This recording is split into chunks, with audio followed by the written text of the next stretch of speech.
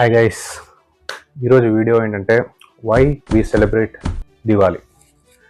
మనం నార్మల్గా Diwali every year celebrate చేసుకుంటాం. పటాకులు కాలుస్తాం, పూజలు చేస్తాం, క్యాలెండర్లు మారుస్తాం, ఇంకోటి చేస్తాం. కానీ ఎందుకు చేస్తాం ఎవరు తెలియదు. చిన్నప్పటి నుంచి చేస్తున్నాం అనుకుంటారు. సో ఈరోజు దివాళీ ఎందుకు సెలబ్రేట్ చేసుకుంటారు, అకేషన్ ఏంది, నార్మల్గా victory of good over evil అని అంటారు. అది ఆ కథ ఏంటో నేను చెప్తాను మీకు. So let's start our video. Story starts in సత్యయుగ. సత్యయుగలో మన హిరణ్యాకశిపుడు అని ఇద్దరు రాక్షసులు ఉండేవాళ్ళు. మీరు రీసెంట్గా మహావతార్ నరసింహ సినిమాలో చూస్తుంటే మీకు తెలుస్తుంది. ఫస్ట్ హిరణ్యాక్షుడు భూదేవి తల్లిని వాటర్ లోపల దాపెట్టేస్తాడు అనమాట. సో ల్యాండ్ మీద ఉన్న భూమి మీద ఉన్న సోర్స్ మొత్తానికి భూదేవి తల్లే లైక్ రెస్పాన్సిబుల్ అనమాట. సో ఆవిడని కింద పడేస్తే లైఫ్ ఫామ్స్, భూమి మీద ఉన్న లైఫ్ ఫామ్స్ అన్ని ఇబ్బంది పడతాయి అన్నమాట. సో హిరణ్యాక్షుడు భూదేవి తల్లిని వాటర్ లోపల దాచిపెట్టేస్తాడు. అప్పుడు విష్ణుమూర్తి వరాహవతారం దాల్చి భూదేవి తల్లిని వాటర్లోకి బయటికి తీసుకొస్తాడు అనమాట, హిరణ్యాక్షుడిని సంహరించి. అప్పుడు భూదేవి తల్లికి విష్ణుమూర్తికి నరకాసుడు అని కొడుకు పుడతాడు. నరకాసుడు యాక్చువల్లీ. అప్పుడు చాలా వర్షన్స్ ఉన్నాయి, బట్ నాకు తెలిసిన వర్షన్ చెప్తున్నాను నేను. భూదేవి తల్లి వరం కోరుకుంటుంది అనమాట విష్ణుమూర్తిని. ఇప్పుడు నా కొడుక్కి అసలు ఎవరి చేతిలో మరణం ఉండొద్దు, నీ చేతిలో కూడా ఉండొద్దు. ఇన్ ద సెన్స్ విష్ణుమూర్తి కూడా ఆయన్ని చంపలేదు. సో అలాంటి వరం కోరుకుంటే విష్ణుమూర్తి ఆబ్వియస్లీ మనకు తెలిసినట్టే ఫిట్టింగ్ పెట్టి వరం ఇస్తాడు. ఫ్రీ హ్యాండ్గా వరం ఎప్పుడు ఇయ్యాడు విష్ణుమూర్తి. సో ఆ ఫిట్టింగ్ ఏంటంటే నీ చేతిలో తప్పిస్తే ఎవరి చేతిలో ఆయన మరణం ఉండదు అని. నీ చేతిలో ఇన్ ద సెన్స్ భూదేవి తల్లి చేతిలోనే నరకాసుడు మరణిస్తాడు. అప్పుడు భూదేవి తల్లి అనుకుంటుంది, నేను నా కొడుకుని ఎందుకు చంపుకుంటా అని చెప్పి సరే అని చెప్పి ఒప్పుకుంటాడు. అది సత్యయుగాలో. ఆయన నరకాసుడు పెరుగుతాడు, అంతే ఫుల్ స్ట్రాంగ్ ఉంటాడు, ఎవరిని ఇబ్బంది పెట్టకుండా మంచి రాజులాగా కంటిన్యూ అవుతూ ఉంటాడు. ఇప్పుడు కట్ చేస్తే ద్వాపరయుగంలో నరకాసురుడు ఒక పాయింట్లో ఈవిల్గా మారిపోతాడు అనమాట. చెడ్డగా మారిపోయి అందరిని ఇబ్బంది పెట్టుకుంటా, ఆడవాళ్ళని అందరిని ప్రజల్ని ఇబ్బంది పెట్టుకుంటా పోయి ఇంద్రుడితో కొట్లాడి ఇంద్రుడిని ఇబ్బంది పెడతాడు అనమాట. సో ఇప్పుడు కట్ చేస్తే కృష్ణుడు ద్వారకాలో కథ. నారదుడు, యాక్చువల్లీ నారదుడు తెలుసు కదా, నారదుడు వచ్చిందంటే ఏదో ఫిట్టింగ్ ఉంటుంది లోపల. సో నారదుడు ఎలా అంటే, ఇప్పుడు సోషల్ మీడియా రిపోర్టర్స్ ఉంటారు కదా ప్రెస్ మీట్లో, మూవీ రిపోర్టర్స్, వాళ్ళకి ఏం పని ఉండదు. జస్ట్ వస్తారు, వాళ్ళు ఏదో న్యూస్ తీసుకొస్తారు, పెడతారు, వెళ్ళిపోతారు. సో అట్లా నారదుని కంపేర్ చేయట్లేదు, బట్ నారదుడు ఏం చేసినా ఒక పరమార్థం ఉంటుంది, వీళ్ళు ఏం చేసినా ఏం అర్థమే ఉండదు అసలు యాక్చువల్లీ. సో నారదుడు ఒక రిపోర్టర్ లాగా అనమాట. ఆయన ఏం చేస్తాడు, ద్వారకాకి ఒక పువ్వు పట్టుకొని వస్తాడు. ఆ పువ్వు పేరు పారిజాత పువ్వు. అది అసలు దానికి అది పూసే చెట్టు ఇంద్రలోకంలో ఉంది. ఒకటే పువ్వు తీసుకొని వస్తాడు ఆయన ద్వారకాకి, వచ్చి కృష్ణుడికి ఇస్తాడు. కృష్ణుడు ఆయన కోర్టులో సభలో ఉంటాడు అనమాట, మ్యూజిషియన్స్తోని, బేసిక్ కృష్ణ స్టఫ్ నార్మల్గా అందరూ తెలుస్తుంది కదా. కృష్ణుడు ఏం చేస్తాడు ద్వారకలో, అప్పుడు కూర్చొని ఉంటే సభలో ఉంటే ఆయన తెచ్చి కృష్ణుడికి ఇస్తే, కృష్ణుడి పక్కన రుక్మిణి ఉంటుంది. Rukmini is first wife of Krishna అనమాట. మెయిన్ 8 భార్యలో రుక్మిణి ఫస్ట్ భార్య. సో రుక్మిణి అక్కడే ఉంటుంది. నేను ఆ పువ్వు నేను పూజ చేస్తా అని చెప్పి తీసుకుంటాను. అయిపోతుంది. నారదుడు వెళ్ళే దారిలో వెళ్ళిపోక సత్యభామ ఎదురవుతుంది అనమాట. వెళ్ళిపోయి సత్యభామకి చెప్తాడు, అరే నేను కృష్ణునికి పువ్వు ఇచ్చిన నీకు ఇయ్యలేదా అంటాడు. కృష్ణుడు ఆయన తెలుసు రుక్మిణికి ఇచ్చిందని, కానీ తెలియదు, అంటే లైక్ తెలియనట్టు నేను నీకు ఇయ్యలేదా అని సత్యభామకి అడుగుతాడు అనమాట. సత్యభామకి అప్సెట్ అయ్యి కృష్ణుని దగ్గరికి వెళ్తాడు. కృష్ణుని దగ్గరికి వెళ్ళి, ఇంది నారదుడు పువ్వు ఇచ్చినంట కదా, ఎక్కడ పువ్వు అంటే, రుక్మిణి అక్కడనే ఉండే, రుక్మిణి కావాలన్నది ఆయనకి ఇచ్చేసిన, నువ్వు రుక్మిణికి ఎందుకు ఇచ్చినావు, నాకెందుకు ఇవ్వలే అంటారు. ఆ రుక్మిణి అక్కడనే ఉన్నా కదా, ఎందుకు ఇప్పుడు రుక్మిణికి ఇస్తే తప్ప అని అడుగుతాడు. రుక్మిణికి ఇవ్వడం తప్పు కాదు, నాకు ఇవ్వకపోవడం తప్ప అంటది. సత్యభామ ఏంటంటే కొంచెం గయ్యాలి కైండ్ ఆఫ్ భార్య అనమాట. కృష్ణుడు తల తినేస్తాడు అనమాట. సో చెప్తాడు, ఇంకా నేను ఇంద్రలోకానికి వెళ్ళి మొత్తం చెట్టే పట్టుకొస్తా, నీకు ఎన్ని కావాలంటే అన్ని పూలు తీసుకోని.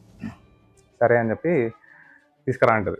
ఆయన ఇంద్రలోకానికి వెళ్ళి ఇంద్రుడిని అడిగితే ఆయన చెట్టు ఇవ్వకపోతే ఆయనతో యుద్ధం చేసి చెట్టు తీసుకొని వస్తాడు. అప్పుడు ఇంద్రునికి అర్థమవుతుంది, ఇంతకు ముందు వరకు కృష్ణుడు విష్ణుమూర్తి అవతారం అని ఇంద్రుడికి తెలియదు. ఇప్పుడు తెలుస్తుంది. అప్పుడు ఆయనకి అర్థమవుతుంది he is not a normal human being, ఈయన ఏదో ఆయన వెనక ఏదో పవర్ ఉందమ్మా అనుకుంటాడు. సో విష్ణుమూర్తి అవతారం అర్థమయ్యి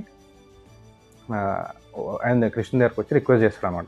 ఇట్లా నరకాసురుడు ఒక రాక్షసుడు ఉన్నాడు, ఇట్లా ఇబ్బంది పెడుతుండు, స్వర్గానికి వచ్చి నన్ను కూడా ఇబ్బంది పెడుతుండు అని చెప్తే సరే అని చెప్పి కృష్ణుడు వారికి వెళ్తాడు.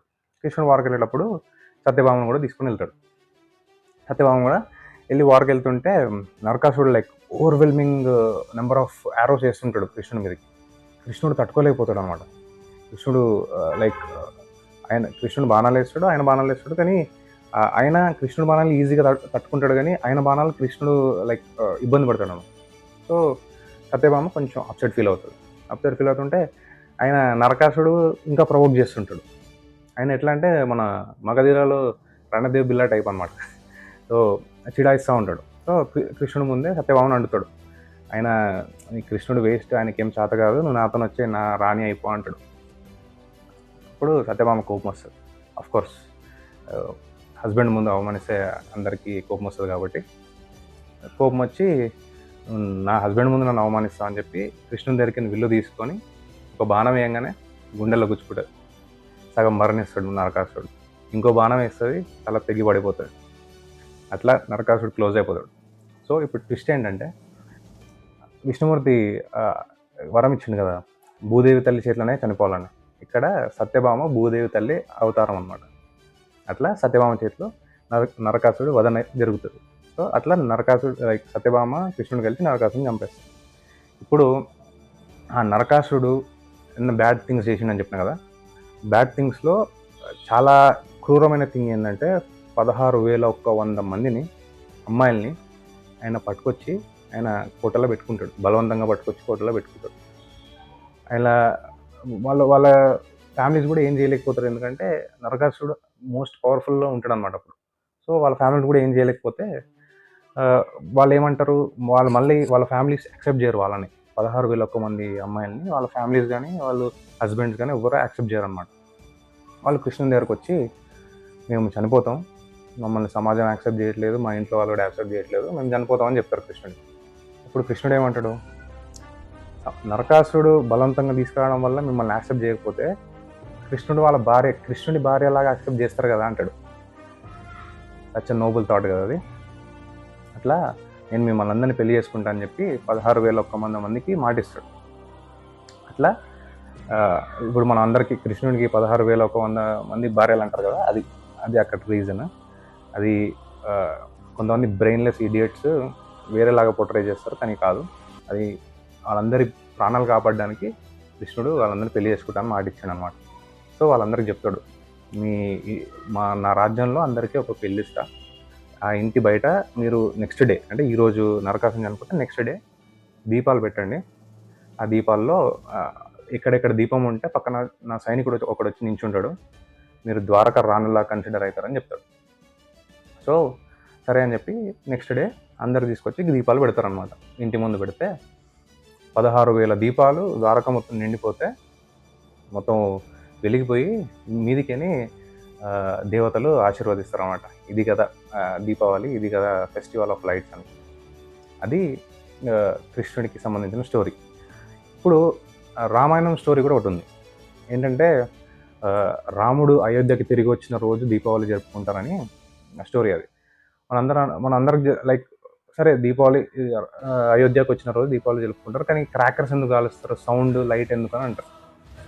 ఎందుకంటే ఆ లంక నుంచి అయోధ్యకు వచ్చే దారిని ప్రజలు రాముడు వెళ్తుంటే ఆ దారి చూపించడానికి ఆ పటాకులు కాల్చి, ఆ దారి పొడవు మొత్తం పటాకులు కాల్చి రాముడికి దారి చూపించారు అనమాట. అయోధ్యకి దారి చూపించినారు.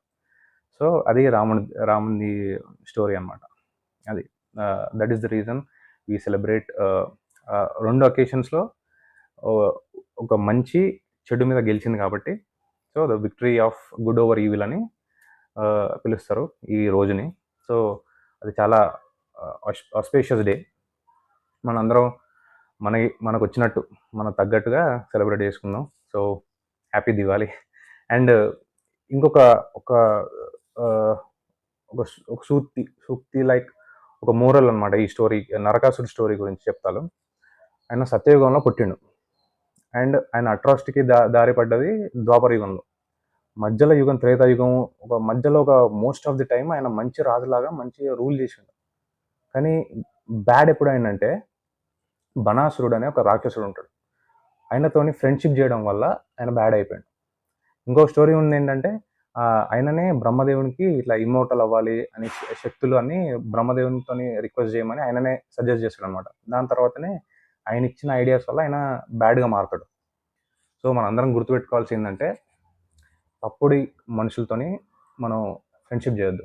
సో మనం ఎవరితో ఫ్రెండ్షిప్ చేస్తామో వాళ్ళే అసలు మనతో పాటు ఎవరు ఉంటారో వాళ్ళు మన క్యారెక్టర్ని డిసైడ్ చేస్తారు. సో మనం ఎవరితో ఫ్రెండ్షిప్ చేస్తున్నావు అనే దాని మీద చాలా కేర్ఫుల్గా ఉండాలి. ఎవరితో పడితే వాళ్ళతో ఫ్రెండ్షిప్ చేయొద్దు. అదనమాట.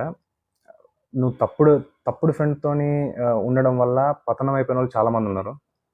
ఇతిహాసాలను ఇట్లా నరకాసురుడు, మన కర్ణుడు మంచోళ్ళే, కానీ ఫ్రెండ్షిప్ వల్ల చెడిపోయినారు. సో ఫ్రెండ్స్తోని జాగ్రత్తగా ఉండండి. ఫ్రెండ్షిప్ చేసేది మంచి పీపుల్తో ఫ్రెండ్షిప్ చేయండి. Yeah happy Diwali. I'm Vinay signing off. Bye.